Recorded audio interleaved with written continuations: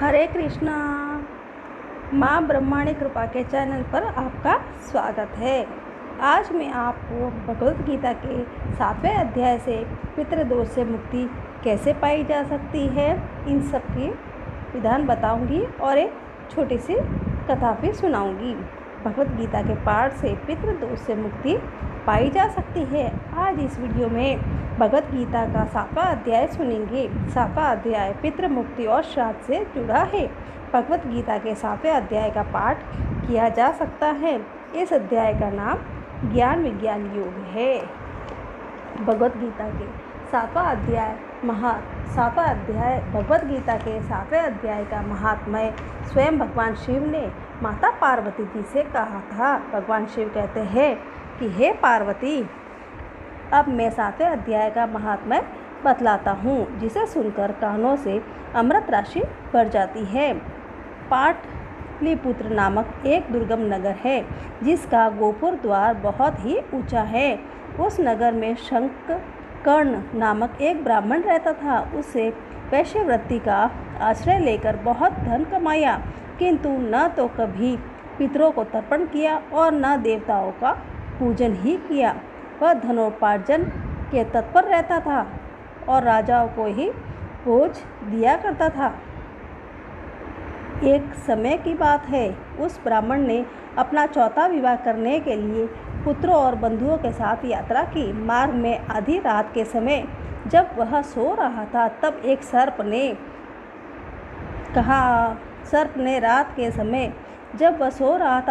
सर्प ने कहीं से आकर उसकी बाह में काट लिया। उसके काटते ही ऐसी अवस्था हो गई कि मणि मंत्र और औषधि आदि से भी उसके शरीर की रक्षा असाध्य जान पड़ी। तत्पश्चात कुछ ही क्षणों में उसके प्राण पखेरु उड़ गए और वह प्रेत बना। फिर बहुत समय के बाद वह प्रेत सर्प योनि में उत्पन्न हुआ। उसका चित्त धन की वासना में बंधा हुआ था। उसने पूर्व वृत्तांत को स्मरण करके सोचा कि मैंने घर के बाहर करोड़ों की संख्या में अपना जो धन गाड़ रखा है, उससे इन पुत्रों को वंचित करके स्वयं ही उसकी रक्षा करूंगा।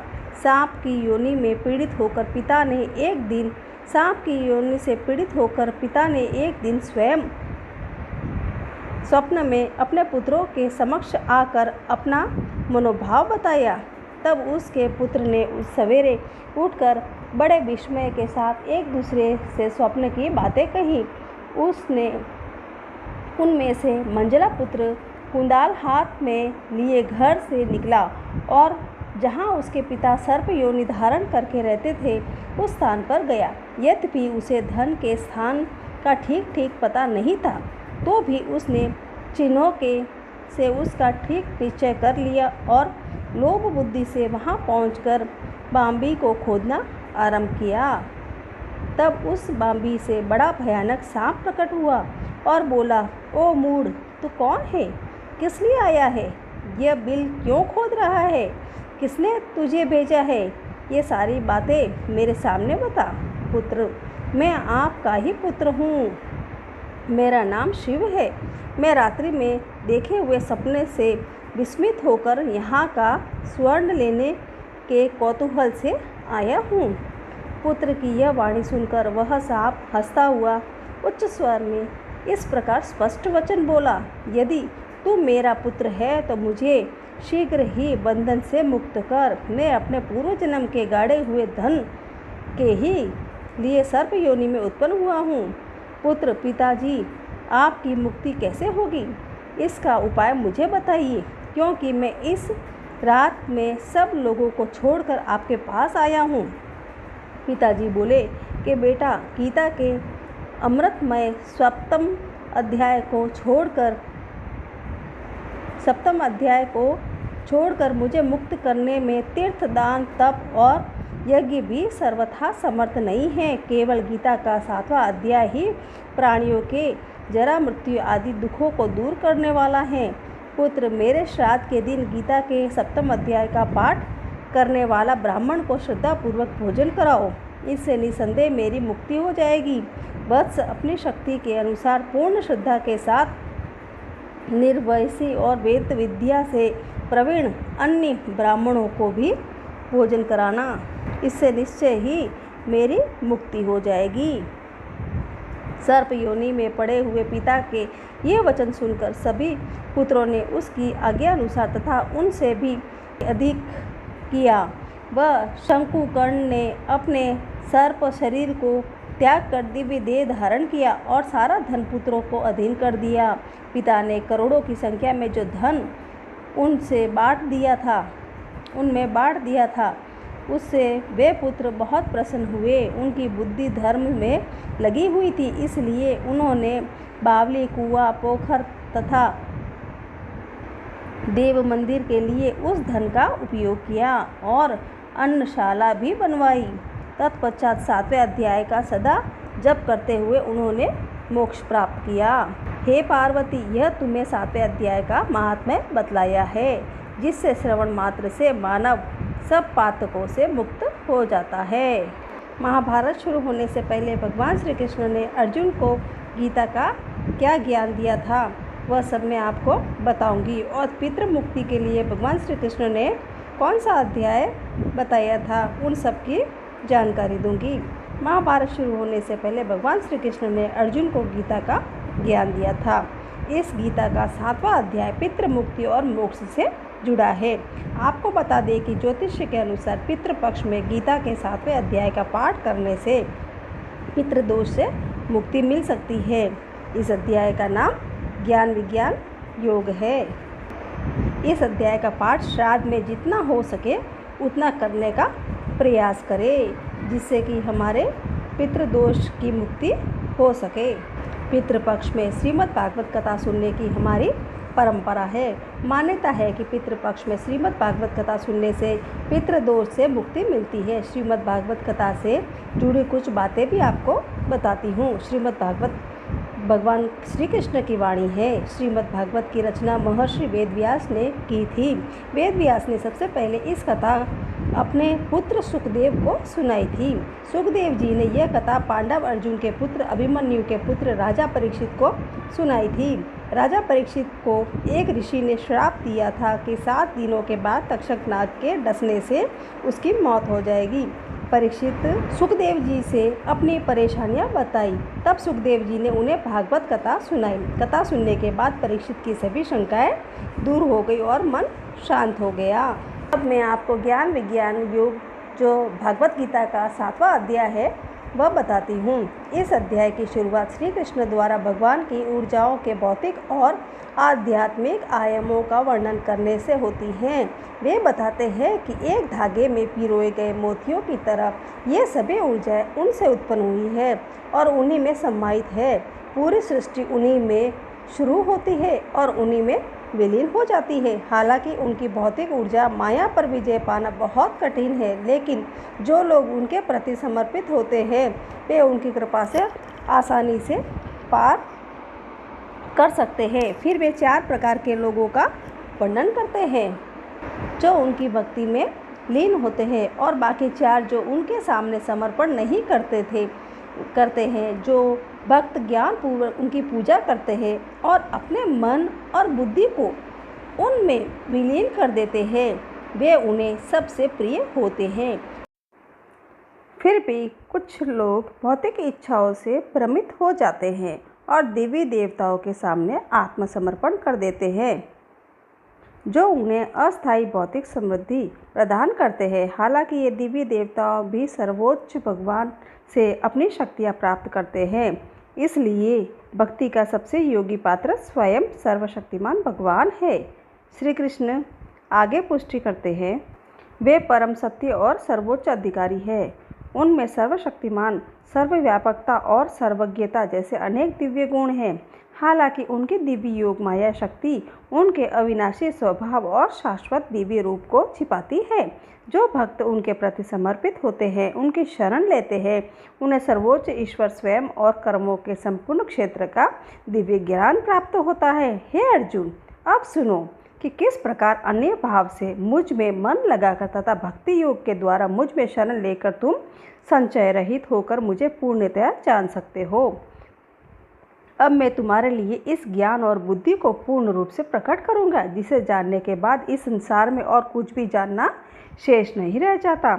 हजारों मनुष्यों में से विरले ही कोई एक व्यक्ति पूर्णता के लिए प्रयत्न करता है, और जो पूर्णता प्राप्त कर चुके हैं उनमें से भी विरले ही कोई मुझे सत्य रूप से जानता है। पृथ्वी, जल, अग्नि, वायु, आकाश, मन, बुद्धि और अहंकार, ये मेरी भौतिक शक्ति के 8 घटक हैं। ऐसी ही मेरी अपरा शक्ति, लेकिन मैं, हे महाबाहु अर्जुन, इससे परे मेरी एक श्रेष्ठ शक्ति है। यह जीव शक्ति है, जिसमें देहधारी आत्माएं सम्मिलित है, जो इस संसार में जीवन का आधार है। यह जान लो कि सभी जीव मेरी इन 2 शक्तियों से ही प्रकट होते हैं।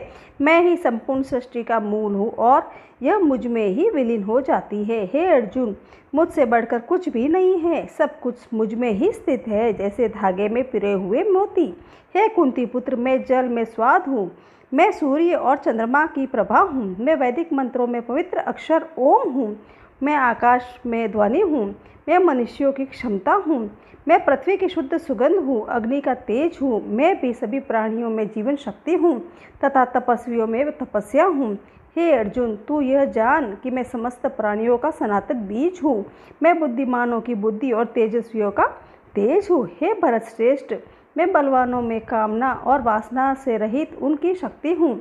मैं वह यौन क्रिया हूँ जो सद्गुणों या शास्त्रों के आदेशों के प्रतिकूल नहीं है। भौतिक अस्तित्व की 3 अवस्थाएं, सतोगुण, रजोगुण और तमोगुण, मेरी शक्ति है द्वारा प्रकट होती है। वे मुझ में, लेकिन मैं उनसे परे हूँ। इस संसार में माया के तीनों गुणों से मोहित होकर लोग मुझ अविनाशी और नित्य स्वरूप को जानने में असमर्थ है। प्रकृति के 3 गुणों से युक्त मेरी दिव्य शक्ति माया को पार करना बहुत कठिन है, लेकिन जो लोग मेरी शरण में आते हैं वे इसे आसानी से पार कर जाते हैं। 4 प्रकार के लोग मेरी शरण में नहीं आते, जो ज्ञान से अनभिज्ञ है, जो मुझे जानने में असमर्थ है और असमर्थ होते हुए भी आलस्य पूर्वक अपने निरंतर प्रकृति का अनुसरण करते हैं। वे जिनकी बुद्धि मोहग्रस्त है तथा जो आसुरी प्रकृति वाले हैं। हे भरत श्रेष्ठ, 4 प्रकार के पुण्यात्मा लोग मेरी भक्ति में लगे रहते हैं। दुखी, ज्ञान के जिज्ञासु, सांसारिक संपत्ति के चाहने वाले तथा ज्ञान में स्थित। इनमें से जो ज्ञान पूर्वक मेरी पूजा करते हैं तथा मुझ में स्थिर चित्त होकर अन्य भाव से समर्पित रहते हैं, मैं उन्हें सबसे श्रेष्ठ मानता हूँ। मैं उन्हें बहुत प्रिय हूँ और वे मुझे बहुत प्रिय है। जो लोग मुझ में भक्त हैं वे सब श्रेष्ठ है, किंतु जो ज्ञानी और स्थिर चित्त है, जिनकी बुद्धि मुझ में लीन है तथा जिन्होंने मुझे ही अपना परम लक्ष्य मान लिया है, उन्हें मैं अपना ही स्वरूप मानता हूँ। अनेक जन्मों की साधना के पश्चात ज्ञान से संपन्न मनुष्य मुझ में ही सब कुछ जानकर मेरे शरण में आता है। ऐसा महान आत्मा सचमुच बहुत दुर्लभ है। जिनका ज्ञान भौतिक इच्छाओं से बह गया है, वे दिव्य देवताओं के समक्ष समर्पण करते हैं। अपने प्रकृति का अनुसरण करते हुए वे देवताओं की पूजा करते हैं तथा इन दिव्य व्यक्तियों को प्रसन्न करने के लिए अनुष्ठान करते हैं। जो भक्त श्रद्धापूर्वक जिस भी दिव्य रूप की पूजा करना चाहता है, मैं उस भक्त की श्रद्धा उसी रूप में स्थिर करता हूँ। श्रद्धा से युक्त होकर भक्त किसी विशेष देवता की पूजा करता है और इच्छित वस्तुओं को प्राप्त करता है, परंतु वास्तव में इन लाभों की व्यवस्था मैं ही करता हूँ। परंतु इन अल्पज्ञ लोगों द्वारा प्राप्त किया गया फल नाशवान है। जो लोग दिव्य देवताओं की पूजा करते हैं वे दिव्य धामों को जाते हैं, जबकि मेरे भक्त मेरे पास आते हैं। अल्पज्ञ लोग सोचते हैं कि मैं परमेश्वर श्री कृष्ण पहले निराकार था और अब यह व्यक्तित्व धारण कर लिया है। वे मेरे साकार रूप की अविनाशी उच्च प्रकृति को नहीं समझते। मैं अपनी दिव्य योग माया शक्ति से आवृत होने के कारण सबके लिए प्रत्यक्ष नहीं हूँ। इसलिए अज्ञानी लोग यह नहीं जानते कि मैं जन्म रहित और अपरिवर्तनशील हूँ। हे अर्जुन, मैं भूत, वर्तमान और भविष्य को जानता हूँ तथा समस्त प्राणियों को भी जानता हूँ, किंतु मुझे कोई नहीं जानता। हे भरतवंशी, इच्छा और द्वेष के द्वैत मोह से उत्पन्न होते हैं। हे शत्रुओं को जीतने वाले, भौतिक जगत के सभी जीव इनसे मोहित हो जाते हैं, परंतु जो मनुष्य पुण्य कर्मों में संलग्न होकर पाप नष्ट कर देते हैं वे द्वैत के मोह से मुक्त हो जाते हैं। ऐसे मनुष्य दृढ़ निश्चय के साथ मेरी पूजा करते हैं। जो लोग वृद्धावस्था और मृत्यु से मुक्ति के लिए प्रयत्न करते हैं वे मेरी शरण में आते हैं। वे ब्रह्म, आत्मा तथा संपूर्ण कर्म क्षेत्र को जान लेते हैं। जो लोग मुझे अधिभूत पदार्थ क्षेत्र और आदिदेव, स्वर्गीय देवताओं के नियमांक सिद्धांत के रूप में और अधियज्ञ, सभी यज्ञों के स्वामी के रूप में जानते हैं, ऐसे प्रबुद्ध आत्माएं मृत्यु के समय भी मेरे बारे में पूर्ण चेतना में रहते हैं। इस प्रकार उपनिषद, ब्रह्म विद्या तथा योग शाश्वत स्वरूप श्रीमद् भागवत गीता में श्री कृष्ण तथा अर्जुन के संवाद में ज्ञान विनियोग नामक 7वां अध्याय संपूर्ण हुआ।